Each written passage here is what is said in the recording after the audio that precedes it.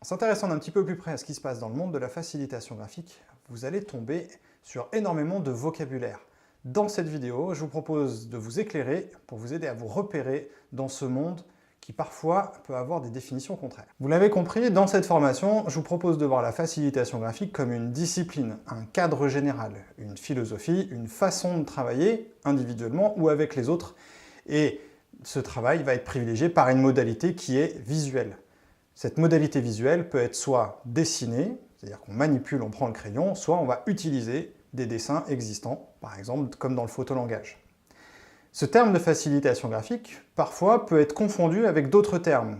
On confond souvent facilitation graphique et scribing. Le scribing, c'est un terme qu'on rencontre souvent, vous pouvez tomber aussi sur graphic recorder ou graphic recording. Ce scribing désigne une personne, généralement un scribeur, qui va être en position de faire un enregistrement graphique d'une séquence assez descendante. Par exemple, sur une conférence, une table ronde, ou si vous enregistrez tout simplement une conversation qui a lieu entre des personnes. Le scribeur n'a pas nécessairement d'interaction avec le public, il est là pour faire un compte-rendu visuel. C'est comme si vous enregistriez le moment qui vient de se passer, sauf qu'au lieu d'obtenir une bande-son, vous obtenez un joli dessin, et surtout, ce dessin reflète l'ensemble des informations principales qu'il faut retenir. Le scribing s'exécute et se déroule face à un public, ce qui n'est pas forcément le cas du sketchnote. Le sketchnote va être assez proche du scribing, en sens que vous êtes quand même en train de prendre des notes, mais cette fois-ci pas nécessairement sur une fresque, sur un tableau, mais peut-être plutôt pour vous, et surtout vous le gardez pour vous. Ce sketchnote a plutôt un usage individuel, un usage personnel.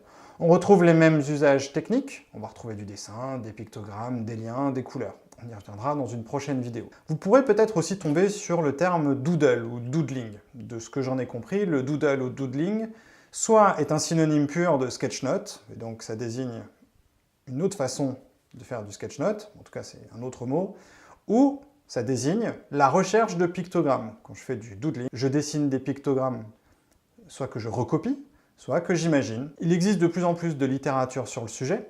Parmi cette littérature, notamment française, il y a le livre « Penser, dessiner, révéler » d'Étienne Appert, qui a fait un travail remarquable de recensement des différents usages du visuel à titre individuel et pour les groupes. Dans cet ouvrage, la facilitation graphique est un usage parmi tant d'autres, et la facilitation graphique se retrouve au niveau du scribing ou du reportage dessiné. Ce que j'appelle moi la facilitation graphique, et ce que je vous propose de garder comme dans notre cadre de formation, se rapprochera plutôt de son concept d'apprendre par le dessin. Également, cette facilitation graphique pourra aussi être désignée comme de la pensée visuelle. Dans tous les cas, on retombe sur les mêmes usages et sur la même approche, c'est comment est-ce qu'on va mettre le visuel au service du partage et de la compréhension individuelle et ou collective. Vous l'avez compris, la facilitation graphique, ce monde est en pleine structuration, les définitions vont certainement s'affiner avec le temps.